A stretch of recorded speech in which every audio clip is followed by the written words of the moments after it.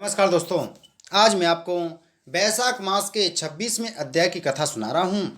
श्रुतदेव जी कहने लगे कि शंख ऋषि और व्याघ्र उसको इस प्रकार देखकर बड़े विस्मय से पूछने लगे कि तुम कौन हो और किस पाप से इस योनि को प्राप्त हुए और अब किस शुभ कर्म से तुम्हारी बुद्धि शुद्ध हुई और अकस्मात तेरी मुक्ति हो गई।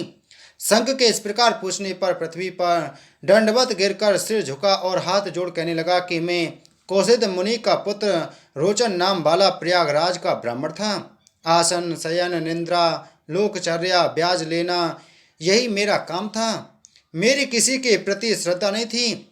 इसी समय भगवान के प्रिय बैसाख मास में जयंत नाम का एक ब्राह्मण वहां आया और उस क्षेत्र के रहने वाले बहुत से हजारों स्त्री पुरुष उससे बैसाख मास की कथा सुनने लगे।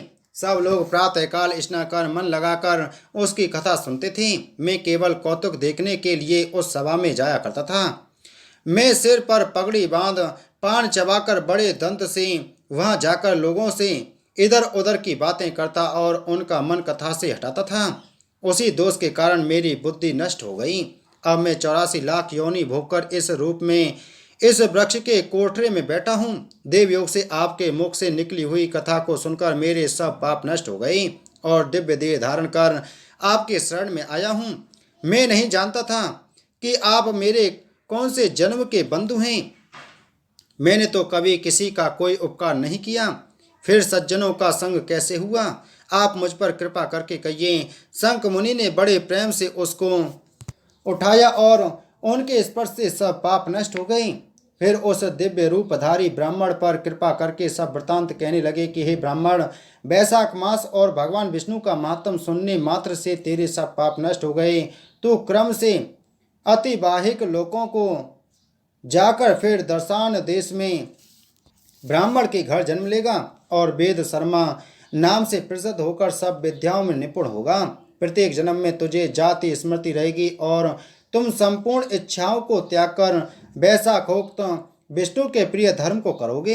निष्प्रय गुरु भक्त और जितेंद्रिय होकर उस जन्म में सदैव भगवान की कथा सुनने में तत्पर रहोगे और इस प्रकार सिद्धि को प्राप्त हो जाओगे और सब बंधनों से मुक्त होकर दुर्लभ मोक्ष पद को प्राप्त करोगे।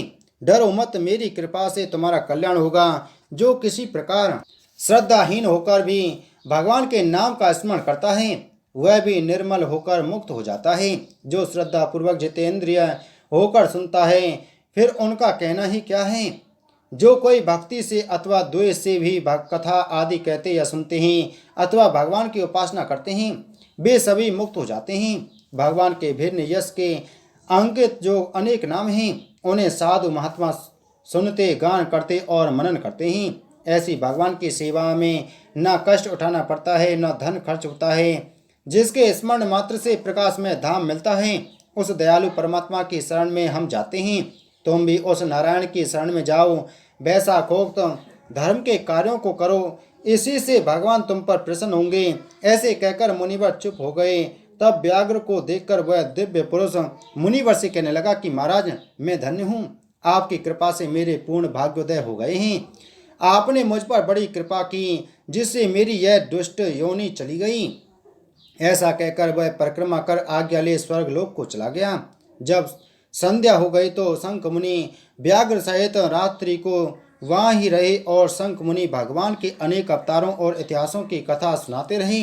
प्रातःकाल में ब्रह्म मुहूर्त में उठकर शौच आदि क्रिया से निवृत्त होकर सूर्योदय से पहले ही स्नान कर संध्या वंदन और तर्पण आदि करके व्याघ्र को बुला उसके सिर पर प्रोक्षण कर वेद से भी अधिक शुभदायक फल देने वाला राम 2 अक्षर का मंत्र जपने के लिए बताया। शंख कहने लगे कि हे व्याघ्र, विष्णु का नाम अनेक पापों को दूर करने वाला है। इससे हे व्याघ्र, तुम निरंतर राम नाम का जप करो। यह संसार के सब बंधनों को काटने वाला है। श्रुतिदेव जी कहने लगे कि जूते दान करने से ही व्याघ्र को कितना दुर्लभ ऋषित्व प्राप्त हुआ। जो कोई इस पाप नाशक कथा को सुनेगा उसका संसार में फिर जन्म नहीं होगा।